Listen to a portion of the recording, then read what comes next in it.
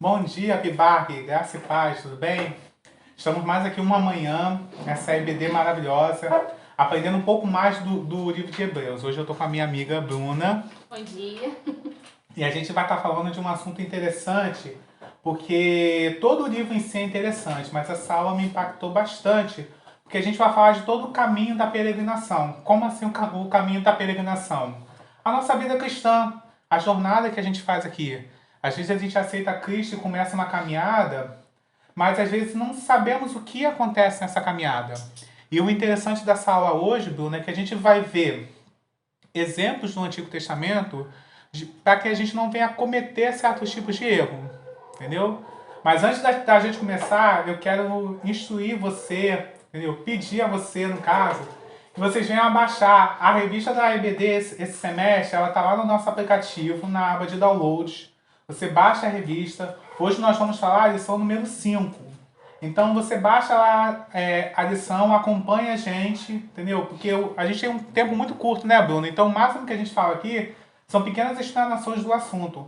A lição está muito interessante, tem uma gama de conteúdo, uma gama de referências. Então quanto mais a gente propagar essa palavra, melhor vai ser pra gente.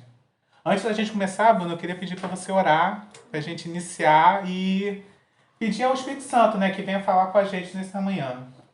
Senhor, neste momento eu gostaria de te agradecer pela oportunidade que nós estamos tendo aqui, Senhor, de falar da tua palavra, de falar das tuas coisas, do teu reino, Senhor.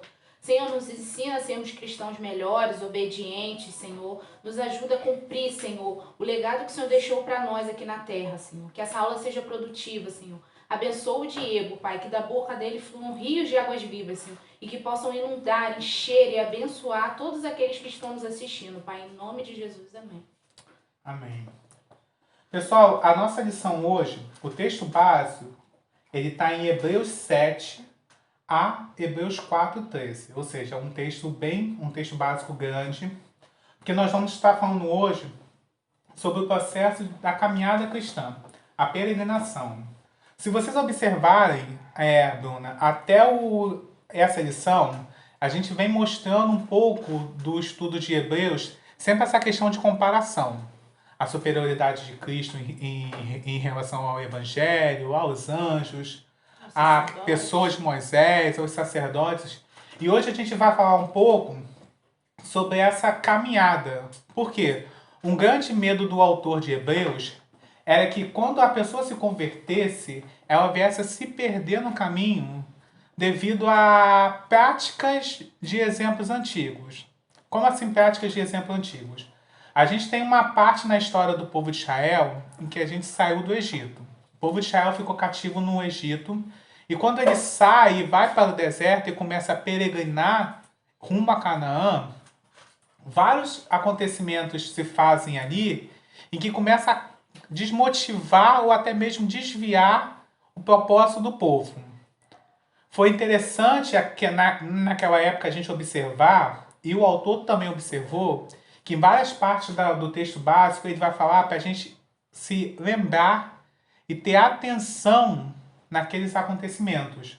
Porque, na verdade, o que é a história pra gente? A gente muitas das vezes estuda a história e muitas pessoas acham a história enjoada. Ah, eu estudo história do Brasil, estudo história geral. E por que a gente às vezes estuda história? É para a gente aprender com os erros e com os exemplos dos antigos para que nós venhamos a cometer. Às vezes a gente pensa que, eu estudo história, eu era apaixonado por história, ainda sou. Tentei vestibular, passei e não fui. Mas quando a gente estuda a história, a gente começa a perceber, a gente vê que existem erros que reaparecem na nossa vida ou na nossa história atual, que são aspectos antigos. O povo de Israel teve uma história rica e uma história que foi bem contada. Só que ao mesmo tempo também, como nós já estamos no Novo Testamento, existia uma parte dos novos cristãos que não conheciam essa história ou que não se lembravam mais dessa história. Então, para a gente fazer essa caminhada, o autor pega a parte da saída do povo de Israel do Egito e trabalha em três aspectos: no aspecto passado, no aspecto presente e no aspecto futuro. Para a gente começar no aspecto passado, a gente vê que o povo de Israel saiu do Egito. Todo mundo conhece a história, sabe do grande trabalho que Moisés fez de liderar aquele povo rumo à terra prometida, rumo a Canaã de Deus. Ponto. Saímos da terra do Egito. Agora começou a nossa peregrinação. E não é diferente de hoje nós como os novos convertidos. Nós saímos de uma vida de pecado, reconhecemos a Cristo como único e verdadeiro Salvador.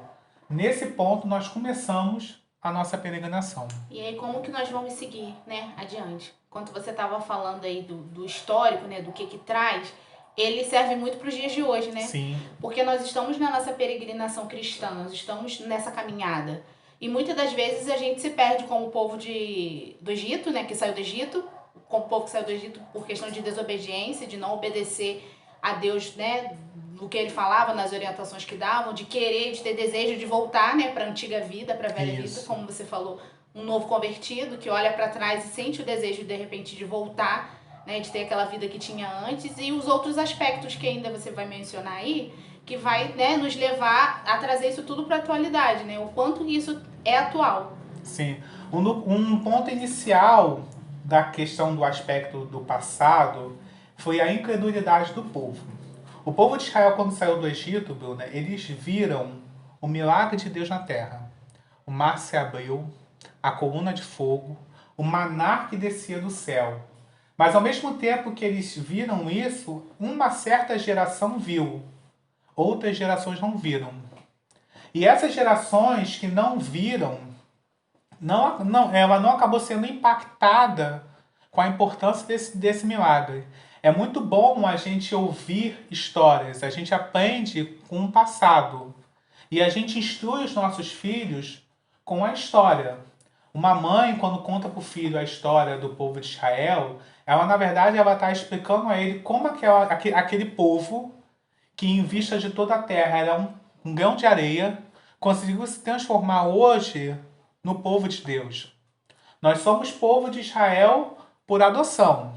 Ninguém aqui é judeu de nascença, entendeu? Então, ou seja, nós somos Israel por adoção. E no momento que a gente começa essa caminhada, a gente começa a aprender um pouco sobre isso. É interessante que a Bíblia fala, instrua o seu filho no caminho que ele deve andar. Ao mesmo tempo que você ensina, você está com ele. Mas essa instrução vem daquilo que você aprendeu. Então, se você como pai e mãe não conhece a palavra de Deus, dificilmente seu filho vai conhecer. Se você não conseguir, se você não cultivar essa semente da leitura, essa semente do sentar com seu filho e explicar a história de Deus, dificilmente ele vai entender. E quando a criança não entende, no futuro ela se desvia. A incredulidade do povo de Israel no passado veio por simplesmente se esquecer dos milagres. A palavra de Deus fala que a geração adulta não entrou em Canaã. A incredulidade do povo que saiu do Egito, que tinha o maná, mas ao mesmo tempo chegou a certo ponto que eles começaram a reclamar. Reclamava, eu ficava brincando uma vez com a minha irmã. Todo dia esse pão. Maná de manhã, maná à noite. Maná no dia seguinte. O que temos para o almoço? Maná. E na janta? Maná. Então, ou seja, mas eles não viram que o maná era uma provisão de Deus. A terra era inóspita, não se podia cultivar. Dificilmente você conseguia criar algum tipo de animal ali, porque não tinha água, não tinha pasto. Então você recebeu o alimento de Deus, que vem dos céus. Era simplesmente só estender a mão. Entendeu? Eles reclamavam que não tinham peixe, reclamavam que no Egito tinha isso, reclamavam que no Egito tinha aquilo. E às vezes, a gente hoje em dia faz a mesma coisa. Aceita Cristo, aí vem a primeira dificuldade ou a primeira aprovação, aí reclama, mas quando eu era evangélico, quando eu era do mundo não tinha isso. Passava por isso. Não passava por isso. Aceitei a Cristo, isso, aceitei a Cristo, parece que veio coisa ruim. E a gente sabe que existem setas investidas no inimigo. Só que a incredulidade que o autor de Hebreus estava tentando combater era justamente para fazer o povo lembrar que no início da caminhada do povo de Israel houve dificuldade. O povo de Israel se tornou incrédulo porque, na verdade, eles queriam o milagre assim. e eles queriam da forma deles. Eles vagaram 40 anos no deserto por desobediência. E quando a gente pensa em você andar 40 anos numa terra, se você pegar o mapa e olhar bem a região, em linha reta você não demoraria 40 anos. Mas, pela desobediência deles, Deus fez com que eles ficassem ali. Em círculos, né? Em círculos. Para aprender. E é assim que acontece hoje. O pai também instrui isso. Às vezes a pessoa fala assim, o pai é ruim, o pai é mau. Não é que o pai é ruim, é mau. Se a gente não ensinar a criança o certo ou o errado, ela não vai ter referência de valores. Ela vai achar que ela pode fazer o que ela quiser. Eu não preciso explicar ao meu filho, ou como a gente fala na faculdade, eu não preciso mostrar no Código Penal não matar. Eu explicando ao meu filho que não se deve matar, eu não preciso ter uma lei como referência. Ele sabe que ele não deve matar, mas em nenhum momento da vida da criança ela pode ter pego o nosso Código Penal e visto o artigo 121. Mas ele sabe no coração dele porque ele foi instruído a isso. A incredulidade do povo veio pela falta de instrução. A geração estava se vindo. E Hebreus pega esse ponto para falar, olha gente, vocês que são recém-convertidos, recém-cristãos, entraram no evangelho agora. Vamos aprender com os erros antigos. Entendeu? Vamos firmar a nossa fé e confiar em Deus. Crer que Deus é capaz de fazer as coisas. E isso é um ponto que na lição, o autor dessa lição, ele é muito taxativo nisso. Entendeu? Um dos pontos principais do erro do povo de Israel nessa caminhada foi a incredulidade do povo. Apesar de ver tantos milagres, né, eles conseguiam ser incrédulos, porque eles tinham que fazer um esforço para ser incrédulos. E até porque, se a gente analisar, a geração que viu os milagres não foi a geração que transmitiu os milagres. Não contou. Eu vi o milagre, mas se eu não contar a história com meu filho, por si só ele não vai entender. Verdade. O povo de Israel saiu do Egito, mas continuou se apegado a pequenas práticas. A idolatria é uma delas. Moisés atrasou 5 minutos no monte. Moisés morreu. E agora, o que a gente faz? Mais um bezerro. A primeira referência deles sempre é a idolatria. Porque como a gente não tem a gente não consegue ver Deus corporeamente, então a gente atribui Deus a uma coisa. A idolatria do povo já vinha de uma idolatria dos egípcios. Os egípcios não viam seus deuses. Personificaram eles em algumas estátuas, algumas formas. Então a primeira ideia que eles têm de fé era a idolatria. A partir do momento que você perde a fé, você fica incrédulo e você começa a ir para caminhos errantes. O medo do autor é sempre pensar que se a gente não tiver firmes, a gente é levado por todo o vento de caminhos. Por todo o vento de doutrina, por todo o vento de ensinamento. Existem outras lições que a gente vai falar sobre a necessidade de se estudar, de se aprender, até mesmo porque a gente cresce com aquilo que a gente conhece. E a gente amadurece a nossa fé com a prática que a gente tem. Entendeu? Outro ponto da lição, a gente falou um pouco do povo de Israel no passado. Vimos esse paralelo que o autor fez, Bruna. E agora ele fez esse mesmo paralelo no presente. O povo de Israel se tornou incrédulo e se desviou. E por isso pagou o preço. E hoje acontece a mesma coisa. Qualquer vento de doutrina, qualquer vento de adversidade, a gente se desvia. É verdade. A gente sai.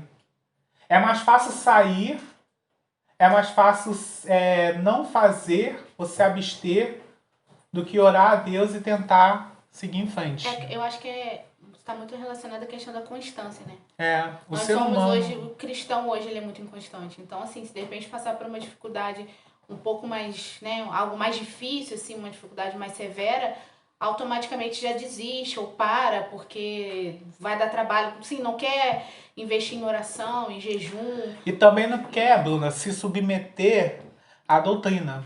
Uhum. Às vezes é mais fácil assim, essa igreja aqui eu não gosto porque tem isso. Eu vou para uma outra igreja que me aceita. Ou então que fala aquilo que eu quero ouvir, ou então que me agrade, ou então que concorde de repente com o meu pecado, que não fale dele, né? As pessoas hoje estão em busca do seu prazer, né? Daquilo que satisfaça, né? Daquilo que Hoje, faz bem hoje na realidade, a pregação do evangelho ela tá indo muito mais no eu vou onde meus ouvidos se agrada. se agradam ou gostam de ouvir. Então, se eu vou lá e vou naquele culto e recebo aquela cajadada por causa do meu pecado, a igreja é ruim. Aí eu vou na igreja do lado. Aí quando a igreja do lado se torna ruim, eu vou a outra. Ou seja, eu não tenho uma base, eu não tenho um fundamento. E ao mesmo tempo que eu não tenho essa base, esse fundamento, eu começo a adaptar o evangelho à minha vida. É o que você falou. Às vezes eu não quero, eu tô num pecado, não quero que fale desse pecado. Se essa igreja que fala, eu vou para outra que me aceita. Ou eu vou para outra que não dê tanta importância a isso. Ou seja, a gente não está mais se submetendo às boas novas, em termos de se submeter, de ser discipulado pelas boas novas. A gente está indo onde a gente agrada. Se agrada a gente está ficando. Se não agrada a gente sai. E também, se não agrada, a gente vai embora e diz e coloca a culpa, né? Ah, porque lá era assim, porque lá era assado, porque eu não gostava. Mas na verdade somos nós mesmos que não. Que não gostamos, que estamos em pecado e não queremos mudar. Ser confrontados, né? Entendeu? Essa peregrinação, essa jornada, ela é uma jornada de transformação. A conversão, ela não é instantânea. Eu não vou sair da água pro vinho num momento. É um processo. É um processo.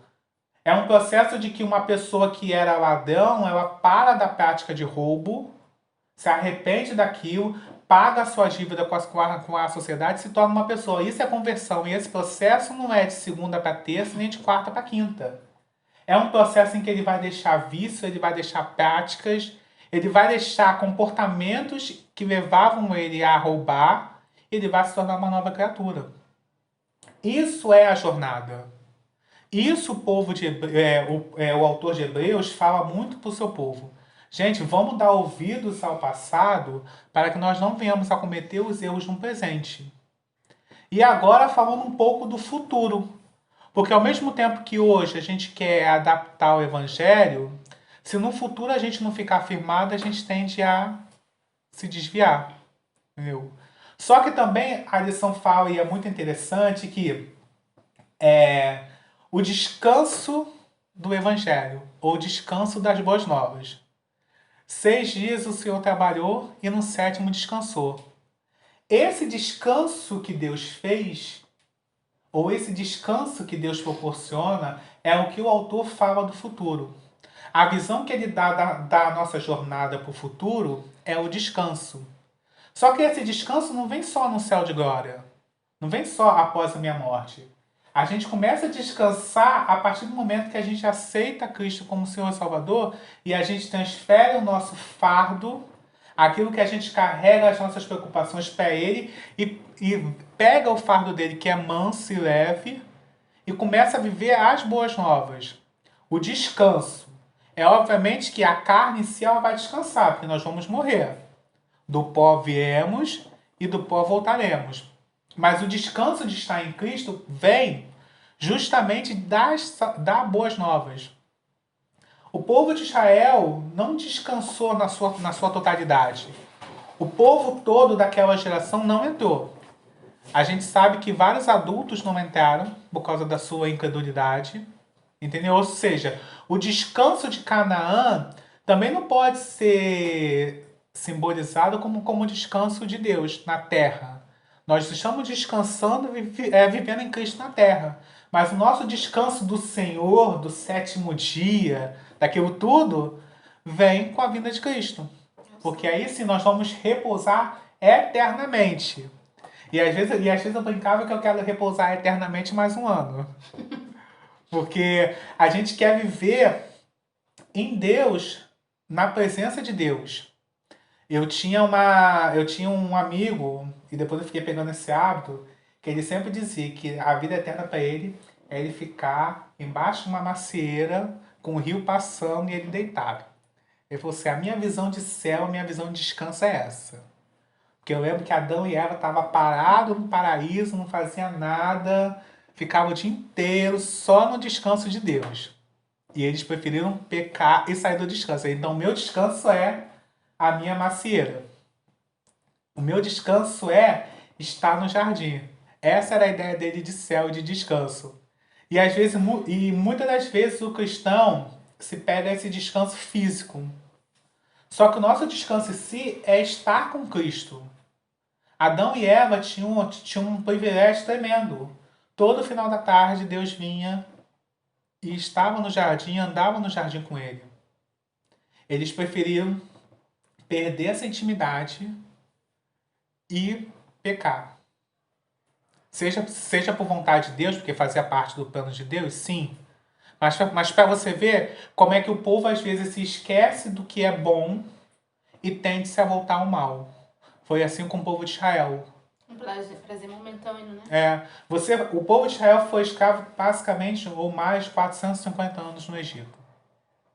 E às vezes a gente vê a questão da escravidão e a gente não tem ideia.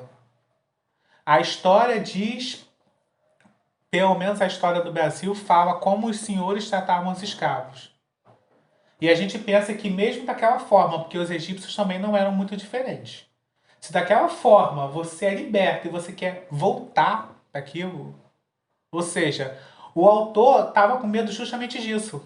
Vocês acabaram de sair de um jugo, de uma opressão da lei mosaica. Querem voltar, sim.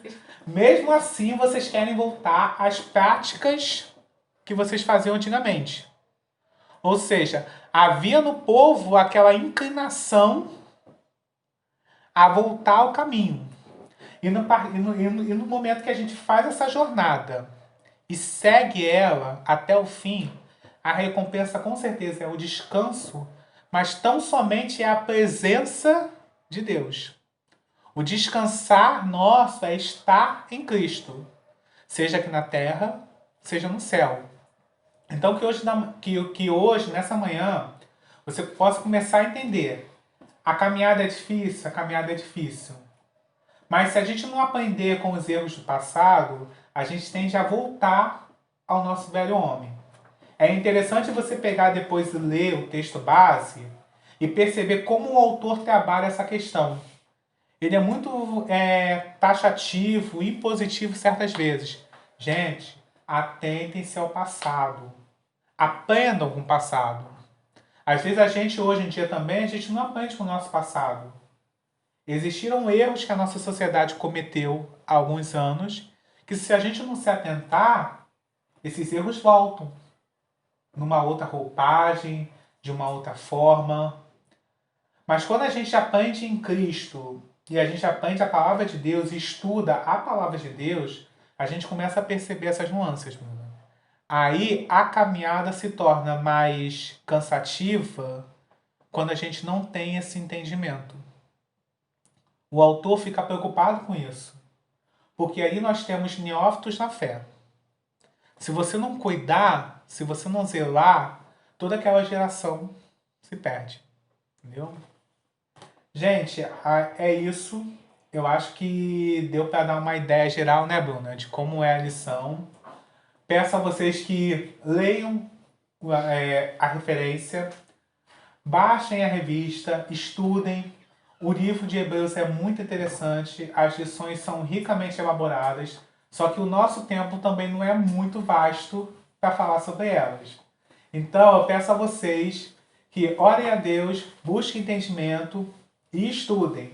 E qualquer dúvida, se encontrar a gente no corredor, seja eu, seja a Bruna, seja qualquer professor, olha, não entendi, tem como explicar, com certeza a gente vai atender o seu chamado, tirar a sua dúvida, porque a palavra de Deus, Bruna, ela tem que ser compartilhada, ela tem que ser vivida. Não adianta eu acumular o conhecimento e morrer com esse conhecimento para mim. O conhecimento é meu, mas eu posso muito bem distribuir para outras pessoas. Bom, vou pedir para a Bruna orar, para a gente encerrar, agradecer a sua presença, que eu acho que você, assim, você como todos os outros convidados, vocês ajudam muito, vocês enriquecem muito essa aula, tá bom? Eu queria deixar, assim, como reflexão, né, o que nós temos feito com tudo isso que a gente tem ouvido aqui, né? Às vezes a gente ouve uma boa palavra, uma boa aula, mas se a gente não colocar em prática, isso aqui são só algumas palavras, né? Palavras ao vento. Então, assim, que vocês possam assistir essa aula com o intuito de mudar, né? De transformar, de que a cada palavra aqui que o Diego ministrou, seja um instrumento para mudança, né? Que a gente possa ser transformados através dessa palavra, né? De olhar para o passado, de ver onde que nós estamos sendo desobedientes, o que nós temos buscado, que Cristo que nós temos servido, é isso que eu queria deixar, né? Vamos orar. Senhor, em primeiro lugar, obrigada. Obrigada por essa palavra ministrada pelo Diego. Que ela alcance os corações, Senhor. Porque de nada vale se viermos aqui e falarmos e não colocarmos essas coisas em práticas. Serão só palavras que o vento vai levar, elas vão desaparecer, nós iremos esquecer. Então que possamos aprender com o que o autor de Hebreus fala, que possamos aprender com o passado, que nós possamos descansar em Deus, aprender, desfrutar da presença dEle. Então, Senhor, começa a trabalhar em nós, começa a partir de nós, em nossos corações, todos nós que estamos aqui, Senhor. Nos ajuda a viver essa palavra, nos ajuda a cumprir o que o Senhor está colocando na Tua palavra, o que a Tua palavra diz, o que a Tua palavra orienta, Senhor. Muito obrigada. Em nome de Jesus, amém. Gente, tchau, tchau e até a próxima.